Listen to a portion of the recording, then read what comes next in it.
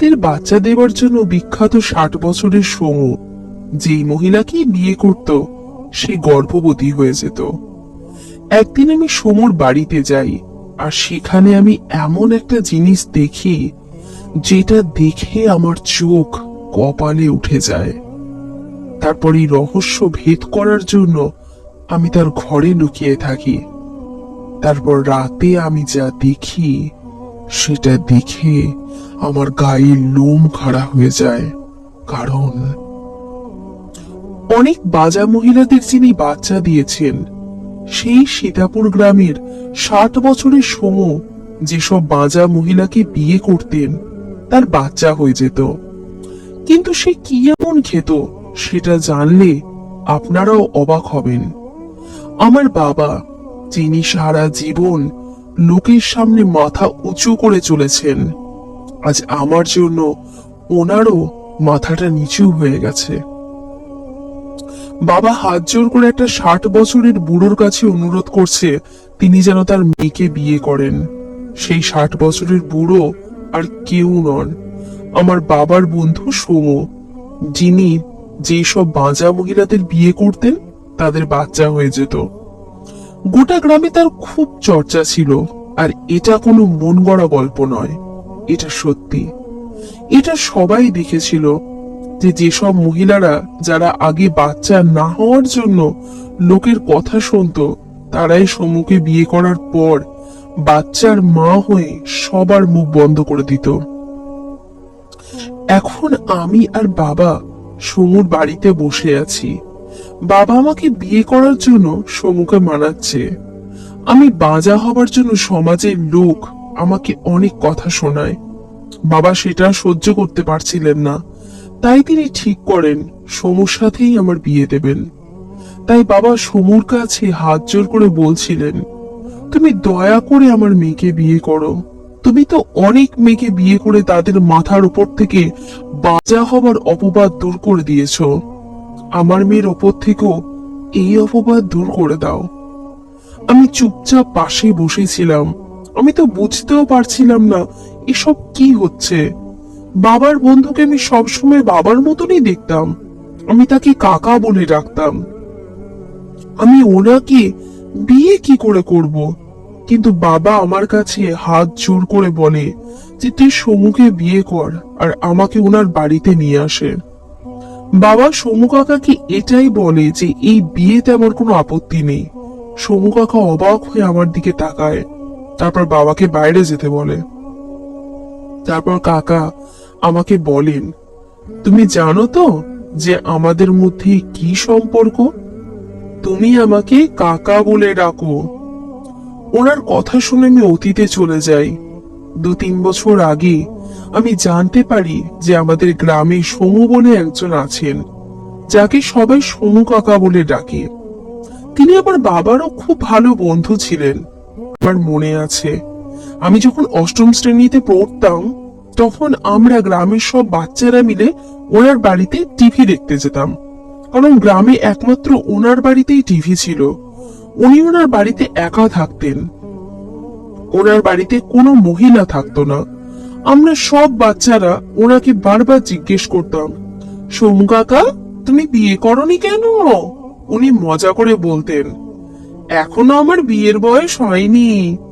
এটা শুনে আমরা খুব হাসতাম, কারণ ওনার বয়স আমাদের মা বাবার মতনই ছিল। ছোটবেলায় আমি গ্রামের বাচ্চাদের সাথে খুব ঘুরে বেড়াতাম। আমি 10ম শ্রেণী পাশ করার পর মা আমাকে বাড়িতে বসিয়ে দিয়েছিল। আমাদের গ্রামের মধ্যে সমু একাই সব থেকে বড় লোক ছিল। ওনার কোনো বউ ছিল না, আর কোনো বাচ্চাও ছিল না। উনি শহরে কাজ করতেন আর সেখান থেকে খুব ভালো টাকা রোজগার করে আনতেন। টাকার জন্য গ্রামে ওনার খুব খাতির ছিল। সবাই ওনাকে বিয়ে করার পরামর্শ দিতেন। আমার বাবা সমু কাকার খুব ভালো বন্ধু ছিল। বাবা প্রায় ওনাকে বলতেন, সমু তুই একটা বিয়ে কেন করছিস না বলতো? তোর এত টাকা পয়সা আছে, তুই মারা যাবার পর তোর টাকা পয়সা কে পাবে? তোর সম্পত্তি দেখাশোনা করার জন্য তো কাউকে প্রয়োজন। সমু কাকার মনে হয় বাবা ঠিকই বলছেন। তাই তিনি বলেন, আমি বিয়ে করতে প্রস্তুত, তারপর সবাই সমু কাকার জন্য পাত্রী খুঁজতে শুরু করে। কিন্তু সমু কাকা যখন সবাইকে নিজের পছন্দের কথা বলে তখন সবাই অবাক হয়ে যায়। সমু কাকা বলেন উনি বিনা মাসিকে বিয়ে করতে চান। এই কথাটা শুনে গ্রামের সবার একটা বড় ঝটকা লাগে। সবাই ভাবে যে কাকা হঠাৎ বিনাকে কেন বিয়ে করতে চাইছেন। বিনা মাসি আমাদের গ্রামের এমন একজন মহিলা ছিলেন যাকে তার পরিবারের লোকেরা এক ঘরে করেছিল। ওনার বিয়ে আমাদের গ্রামে হয়েছিল, কিন্তু বিয়ে 6 বছর পরেও যখন উনি কোনো বাচ্চার জন্ম দিতে পারেননি তখন ওনার স্বামী ওনাকে বাজা বলে তালাক দিয়েছিল। উনি দ্বিতীয়বার বিয়ে করেছিলেন, কিন্তু এইবারও বাচ্চা না হওয়ার কারণে ওনার বিয়েটা টেকে না। এখন গ্রামের সবাই জেনে গেছে যে বিনা মাসি একটা বাজা মহিলা, তাই ওনাকে আর কেউ বিয়ে করতে চায়নি। ওনার পরিবারের লোকেরা ওনার সাথে কোনো সম্পর্ক রাখে না। উনি লোকের বাড়ি বাড়ি কাজ করে নিজের পেট চালান।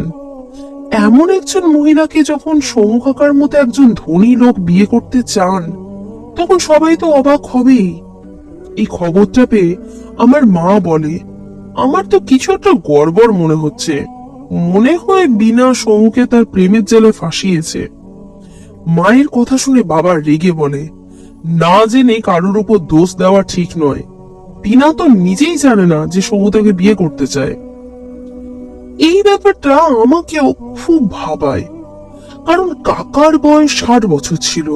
উনি যখন এই বয়সে বিয়ে করছেন তখন ওনার এমন একজন মহিলাকে বিয়ে করা উচিত যে ওনাকে একটা সন্তান দিতে পারবে, কিন্তু উনি তা না করে একটা বাঁচা মেয়েকে বিয়ে করছেন।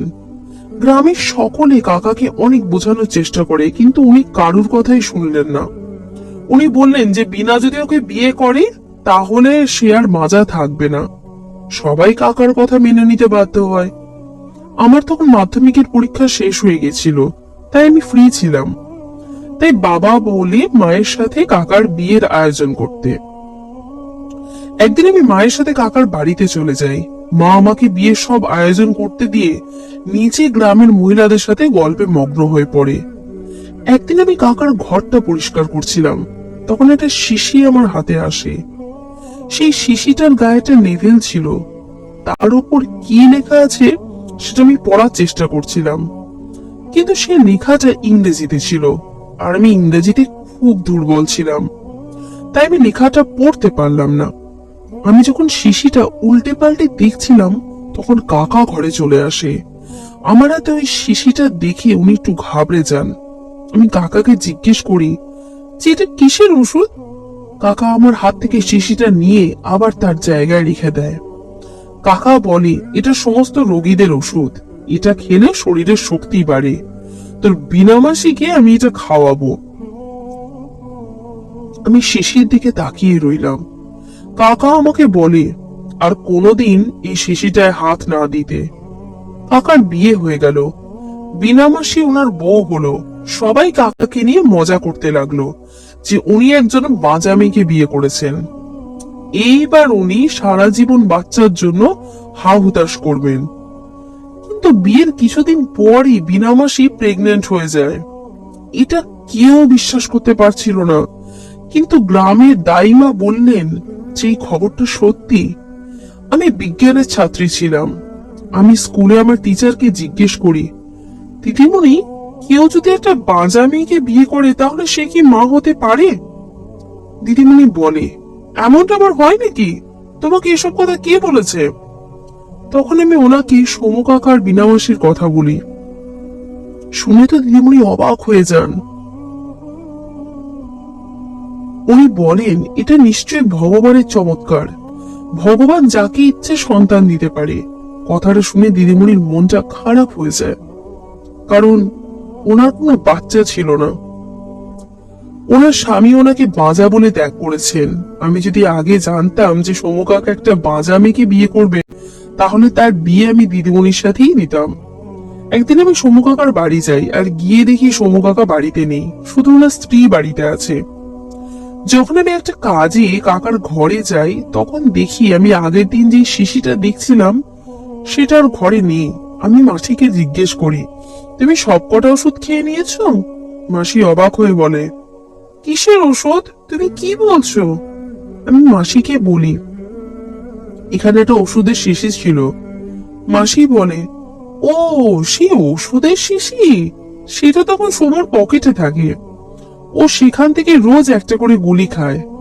মাসির কথা শুনে আমি অবাক হয়ে যাই, কারণ আমি তো ভেবেছিলাম যে মাসি এই ওষুধটা খেয়ে প্রেগনেন্ট হয়েছে। কোনো ওষুধ না খেয়ে মাসি কিভাবে প্রেগনেন্ট হলো? এটা তো সত্যি ভগবানের চমৎকার। কাকা মাসির খুব খেয়াল রাখতো, প্রত্যেক মাসে তাকে শহরে চেক আপ করাতে নিয়ে যেত। মাসির ডেলিভারির জন্য কাকা তাকে শহরের একটা ভালো ডাক্তারের কাছে নিয়ে যায়। কাকার কাছে টাকা পয়সার কোনো অভাব ছিল না। পরের দিন খবর এলো যে বিনা মাসি একটা ছেলের জন্ম দিয়েছে। তাদের ছেলেকে নিয়ে তারা গ্রামে ফিরে আসছে। গ্রামের সবাই খুব খুশি হয়েছিল। গ্রামের সবাই একে অপরকে মিষ্টি খাওয়ায়, কিন্তু 2 মাস পরে বিনা মাসির অবস্থা খুব খারাপ হয়ে যায়, আর হঠাৎ করে তিনি মারা যান। বিনা মাসের মৃত্যুর খবর পেয়ে গ্রামের সবার মাথায় আকাশ ভেঙে পড়ে। তার মৃত্যুর কিছুদিন পরই গ্রামের লোকেরা সমু কাকাকে আবার বিয়ে করতে বলে। সবাই কাকাকে বলে যে আগে তো আপনি একা ছিলেন, কিন্তু এখন আপনার একটা বাচ্চা আছে, তাকে দেখাশোনা করার জন্য তো কাউকে দরকার। কিন্তু সমু কাকা বলে যে আমি যদি কাউকে বিয়ে করি তাহলে একজন বাঁচা মেয়েকেই করব। আমার বিশ্বাস যে আমাকে বিয়ে করলে তার বাচ্চা হবে। কাকার কথা শুনে আমার স্কুলের দিদিমণির কথা মনে পড়ে যায়। কাকার বয়স আমার দিদিমণির থেকে অনেকটা বেশি ছিল, তাই আমার চিন্তা ছিল যে দিদিমণির বাড়ির লোকেরা এই বিয়েতে রাজি হবে কিনা। কিন্তু আমার মা যখন দিদিমণির বাড়িতে কথা বলে, তখন তারা সঙ্গে সঙ্গে বিয়েতে রাজি হয়ে যায়। কিছুদিনের মধ্যে কাকার সাথে আমার দিদিমণির বিয়ে হয়ে যায়। সবাই খুব খুশি ছিল যে কাকা আবার একটা বউ পেয়েছে, তার ছেলে একটা মা পেয়েছে। কিন্তু কেউ এটা ভাবেনি যে আবার একটা বাঁজা মহিলা কাকাকে বিয়ে করে প্রেগনেন্ট হবে। কিন্তু আবার সেটাই হয়। দিদিমণি একটা ফুটফুটে ছেলের জন্ম দেয়, কিন্তু সেই ছেলেটা না আমার দিদিমণির মতো দেখতে ছিল, না কাকার মতো। এবার গ্রামে একটা বলা বলি হতে থাকে যে কাকা নিশ্চয়ই এমন কিছু খায় যার জন্য বাঁজা মহিলারা প্রেগনেন্ট হয়ে যায়। সবাই কাকাকে অনেক প্রশ্ন করে, কিন্তু কাকা কারুর কোনো প্রশ্নের উত্তর দেন না। আমার বাবা ওনার খুব ভালো বন্ধু ছিল, কিন্তু উনি বাবাকেও কোনো কথা বলেন না। আমি এই ব্যাপারে আমার দিদিমণিকেও জিজ্ঞেস করি, কিন্তু উনি বলেন যে এটা ভগবানের আশীর্বাদ যে তার একটা ছেলে হয়েছে। কিছুদিন পর দিদিমণি কাকার থেকে তালাক নিয়ে নেন, আর ওনার বিয়ে অন্য একটা বাজা মেয়ের সাথে দিয়ে দেন। তারপর উনি ওনার ছেলেকে নিয়ে গ্রাম থেকে চলে যান। গ্রামের লোকেরা এটা দেখে হতবাক হয়ে যায়। প্রথমে তো একটা বাজা মেয়ের বাচ্চা হওয়া, তারপর কাকাকে তালাক দিয়ে চলে যাওয়া, আর কাকাও তাকে খুশি খুশি তালাক দিয়ে দেন কোনো প্রশ্ন না করে। এসব হচ্ছেটা কি? কাকার তৃতীয় বিয়েরও 1 বছরের মধ্যে বাচ্চা হয়ে যায়। তার কিছুদিন পর আরো একটা বাচ্চা হয়। 65 বছর বয়সে কাকার 5টা বাচ্চা হয়। আশেপাশে গ্রামগুলোতেও এই কথাটা ছড়িয়ে পড়ে যে কোনো বাজা মহিলা সমু কাকাকে বিয়ে করলে তার বাচ্চা হয়ে যায়। এখন কাকার টাকা পয়সা কমে যাওয়া যথেষ্ট কারণ ছিল, কারণ কাকা আর কাজ করতো না। কিন্তু টাকা কমে যাওয়ার বদলে টাকা আরো বাড়তে থাকে। মনে হয় কাকার উপর ভগবানের আশীর্বাদ ছিল। এখন আমারও বিয়ের বয়স হয়ে গিয়েছিল, আমার পড়াশোনা শেষ হয়েছিল। আমাদের পরিবারের মেয়েদের এর থেকে বেশি পড়াশোনা করার অনুমতি ছিল না, কিন্তু আমার আরো পড়ার ইচ্ছে ছিল। আমি বাবার সাথে এই বিষয়ে কথা বলি, কিন্তু বাবা আমার কোনো কথাই শোনে না। বাবা আমার জন্য সম্বন্ধ দেখা শুরু করে দেয়। আমি বাবাকে বলি যে আমি শহরে বিয়ে করতে চাই, আর আমি গ্রামে পড়ে থাকতে চাই না। আমি শুনেছিলাম যে শহরের লোকেরা খুব খোলা মনের হয়, তারা মেয়েদের পায়ে শেকল পরিয়ে রাখে না। আমার খুব ইচ্ছে ছিল যে আমি খুব ঘুরবো ফিরবো আর অনেক লেখাপড়া করব। আমার এইসব স্বপ্ন একমাত্র শহরেই পূরণ করা সম্ভব। গ্রামে থেকে আমি কোথায় ঘুরবো? আমার স্বপ্ন পূরণ করার জন্য আমার একটা শহরের ছেলে দরকার। কিন্তু শহরে বাবার কেউ চেনা জানা ছিল না। বাবার সব পরিচিত লোক গ্রামেই থাকতো। তাই বাবা সমু কাকাকে বলেছিল যে আমার জন্য শহরের কোনো ছেলে দেখতে। কাকা বলেছিল ঠিক আছে, আমি দেখব। সেই সময় সমু কাকার তৃতীয় বউয়ের মৃত্যু হয়েছিল, আর কাকা আবার একা হয়ে গেছিল। তার বাচ্চাদের দেখাশোনা করার জন্য তিনি বাড়িতে একটা আয়া রেখেছিলেন। উনি একা বাচ্চাদের দেখাশোনা করতে পারছিলেন না, কারণ ওনারও বয়স হয়েছিল। সেই সময় গ্রামের লোকেরা কাকার জন্য আরো সম্বন্ধ নিয়ে আসে। সবসময় বাঁচা মেয়েদের ছিল, সব সম্বন্ধই বাঁচা মেয়েদের হয়েই আসতো, কারণ সবাই জানতো যে কাকাকে বিয়ে করার পর কেউ আর বাঁচা থাকে না। কিন্তু কাকা আর বিয়ে করতে চায় না, কাকার শরীরটা ভালো ছিল না, তাই উনি অনেকদিন শহরে যেতে পারেননি, আমার জন্য ছেলেও দেখতে পারেননি। ওনার অবস্থা থেকে বাবাও ওনাকে আমার জন্য ছেলে দেখার কথা বলতে পারে না। কিন্তু বাবারা আমার বিয়ে দেওয়ার খুব তাড়া ছিল, কারণ আমার বিয়ের বয়স হয়ে গেছিল। গ্রামের লোকেরা অনেক কথা বলছিল। আমি ভাবি যে বাবা আমার বিয়ে কোনো গ্রামের ছেলের সাথে দেওয়ার আগে আমি নিজে কাকার বাড়িতে গিয়ে কাকার সাথে কথা বলবো। আমি ছোটবেলা থেকে কাকার সাথে খুব ঠাট্টা হাসি করতাম, তাই ওনার সাথে কথা বলতে আমার কোনো সংকোচ ছিল না। আমি মা বাবাকে কিছু না বলেই কাকার বাড়িতে চলে যাই। কাকার যখন বাড়িতে পৌঁছাই তখন ভেতর থেকে আমি কিছু চেনা আওয়াজ শুনতে পাই। যখন আমি বাড়ির ভেতর উঁকি মারি তখন আমার পায়ের তলা থেকে মাটি সরে যায়। আমি ভিতরে দেখি আমার দিদিমণি বসে আছেন। উনি কাকাকে বলছেন, আপনি আবার কোনো বাজা মেয়েকে বিয়ে করে নিন, যে সমাজে সম্মান পাবে আর আপনি বাচ্চাদের দেখাশোনা করার জন্য কাউকে পাবেন। কাকা বলে, আমার আর কোনো মেয়ের ওপর ভরসা নেই। তোমরা তো জানো কিভাবে সব বাজা মেয়েরা আমাকে বিয়ে করার পর প্রেগনেন্ট হয়। তোমরা এই কথাটা গোপন রেখেছো, কিন্তু কেউ যদি মুখ খোলে আমার, আর এই গোপন কথাটা যদি ফাঁস হয়ে যায় তখন কি হবে? তাহলে গোটা গ্রামে আমার বদনাম হয়ে যাবে। আমি চাই না এই ব্যাপারটা কারো সামনে আসুক। এটা যেমন গোপন আছে তেমন গোপনই থাকা ভালো। আমি এখন একাই ভালো আছি। আমি খুব কান দিয়ে তাদের কথা শোনার চেষ্টা করছিলাম, কিন্তু তাদের কোনো কথাই আমি বুঝতে পারছিলাম না। কিন্তু আমি এটুকু বুঝতে পারি যে কাকা কোনো রহস্যের কথা বলছে, আর সেই রহস্যটা এটাই যে সব মহিলারা বাঁচা হওয়া সত্ত্বেও কাকাকে বিয়ে করার পর কিভাবে প্রেগনেন্ট হয়ে যায়। কিন্তু এই রহস্যের কথা কাকা কিছুই বলে না। আমি যখন বাইরে দাঁড়িয়ে দাঁড়িয়ে কথা শুনছিলাম তখন দিদিমণি ঘরের বাইরে আসেন। আমাকে দেখে তিনি চমকে যান। আমি দিদিমণির ছেলেকে কোলে নিয়ে আদর করি আর দিদিমণিকে জিজ্ঞেস করি, আমি জানি না আপনি কেন কাকাকে ছেড়ে চলে গেছেন, আর যখন চলেই গেছেন তখন লুকিয়ে লুকিয়ে কাকার সাথে দেখা করতে কেন আসেন? দিদিমণি আমার কথা শুনে একটু রেগে যান আর বলেন, আমি ওনার সাথে লুকিয়ে লুকিয়ে দেখা করতে আসি না, শুধু আজকে এসেছি কারণ আমি খবর পেয়েছি যে ওনার স্ত্রী মারা গেছেন।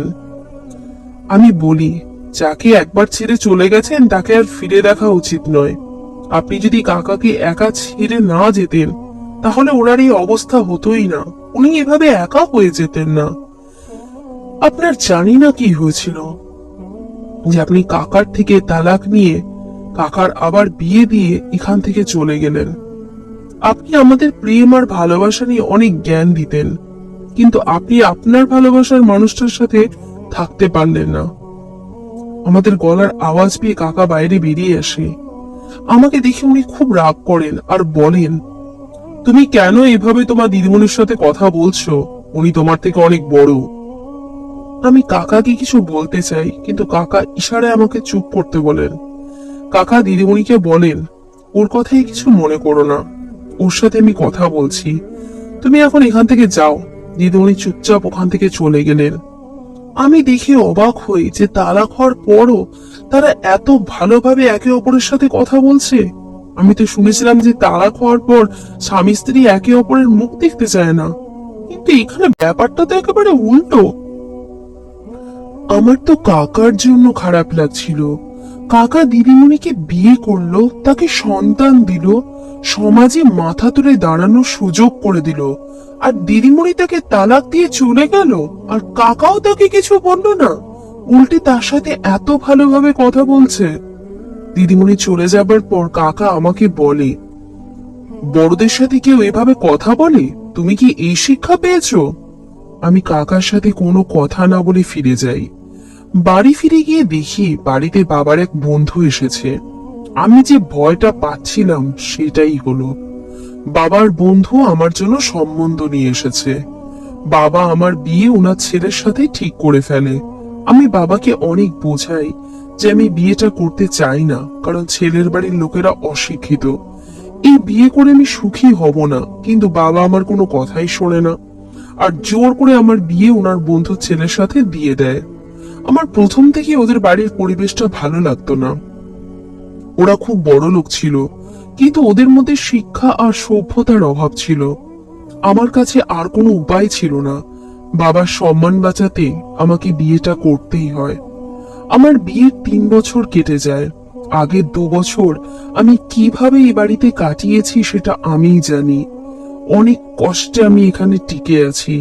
আমি রোজ ভগবানের কাছে প্রার্থনা করি যে আমাকে এদের হাত থেকে রেহাই দাও, কিন্তু ভগবান আমাকে এইভাবে রেহাই দেবে আমি ভাবতেই পারিনি।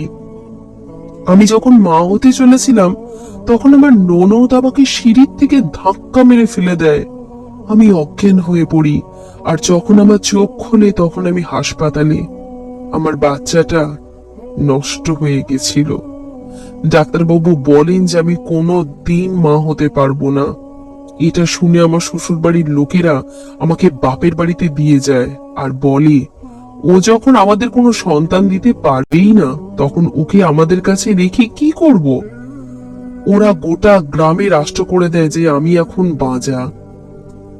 সেই কারণে আমার আর কোনো সম্বন্ধ আসে না। বাবা যখনই বাইরে বেরোতো, তখনই লোকেরা মজা করে বলতো, আপনি আপনার মেয়ের বিয়ে সমু কাকার সাথে দিয়ে দিন, তাহলে দেখবেন ওর বাচ্চা হয়ে যাবে। লোকের কথা শুনতে শুনতে বাবা ক্লান্ত হয়ে পড়েছিল। আজ আমি বাবার সাথে কাকার বাড়িতে বসে আছি। কাকার সাথে কথা বলার জন্য বাবা আমাকে একা ছেড়ে যায়। কাকা আমাকে বলে, আমি জানি তুমি আমার রহস্য জানতে চাও, যে আমি কি করে বাঁচা মহিলাদের সন্তান দিই। শুধু তুমি কেন, গোটা গ্রামের লোকেরা এটা জানতে চায়। কিন্তু আজ অব্দি আমি কাউকে এই রহস্যটা বলিনি, কিন্তু আজ আমি তোমাকে এটা বলতে চাই। আমার যখন 25 বছর বয়স, তখন আমার শরীর খুব খারাপ হয়। আমি হাসপাতালে যাই, যেখানে ডাক্তার আমাকে চেক আপ করে বলে আমার ছোটবেলা থেকে একটা রোগ আছে, যেটা আমি নোটিস করিনি। এখন সেই রোগটা আমার এতটাই বেড়ে গেছে যে ডাক্তারকে অপারেশন করতে হয়। অপারেশন করার পর ডাক্তারবাবু আমাকে বলে যে আমি কোনো দিন বাবা হতে পারবো না। আমার পরিবারের মধ্যে এই কথাটা ছড়িয়ে পড়ে। সবাই আমাকে দয়ার চোখে দেখতো, তারা আমাকে নিয়ে মজা করত। আমার সব ভাইদের বিয়ে হয়ে যায়, তারা যে যার জীবনে সেটেল হয়ে যায়। আমার মা বাবার মৃত্যুর পর আমার পরিবারের কারোর আমার প্রয়োজন হয়নি, তাই আমি ঘরবাড়ি ছেড়ে এই গ্রামে চলে আসি। আমি জানতাম আমি কাউকে বিয়ে করতে পারবো না, তাই আমি সারা দিন কাজ করতাম। কাজ করে আমি অনেক টাকা রোজগার করি, যার জন্য গ্রামে আমার সম্মান অনেক বেড়ে যায়।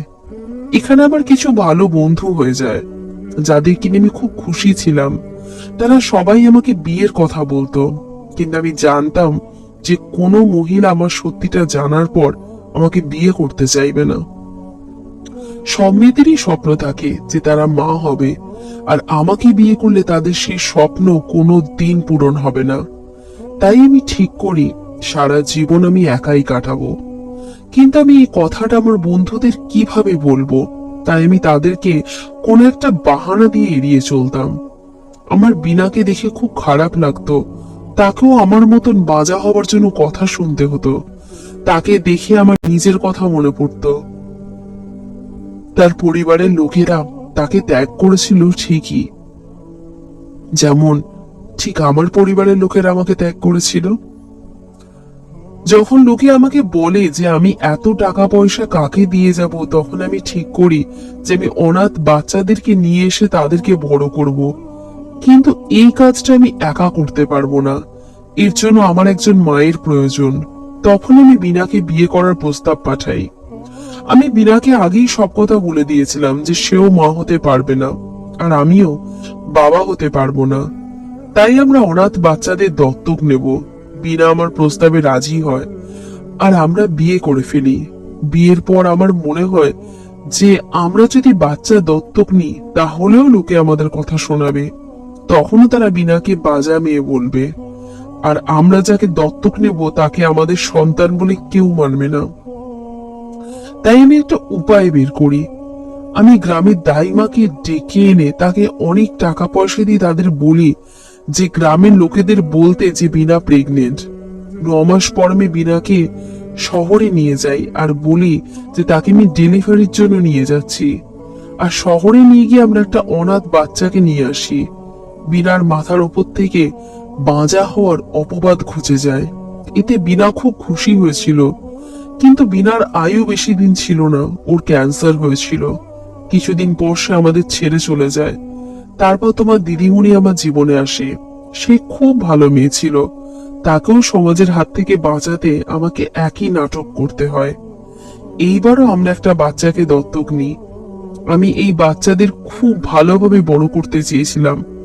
একদিন তোমার দিদিমণির আগের স্বামী আমার বাড়িতে এসে বলে আমি যেন তোমার দিদিমণিকে ছেড়ে দিই, কারণ সে তাকে খুব ভালোবাসে। সে তাকে বাড়ি নিয়ে যেতে চায়। সে তার ভুল বুঝতে পেরেছে। তোমার দিদিমণি বলে যে সেও তার আগের স্বামীকে খুব ভালোবাসে, কিন্তু সে আমাকে ছেড়ে যেতে পারবে না। আমার জন্য যে সমাজে সম্মান ফিরে পেয়েছে, তাই আমাকে ছেড়ে সে যেতে পারবে না। আমার কারণে দুটো ভালোবাসার মানুষ আলাদা হয়ে যাবে, সেটা আমি চাইনি। তাই আমি জোর করে তোমার দিদিমণিকে তালাক দিই। সে আমাকে তালাক দিতে চায়নি। সে তার স্বামীকে খুব ভালোবাসতো। আমি তাদের দুজনের মধ্যে আসতে চাইনি।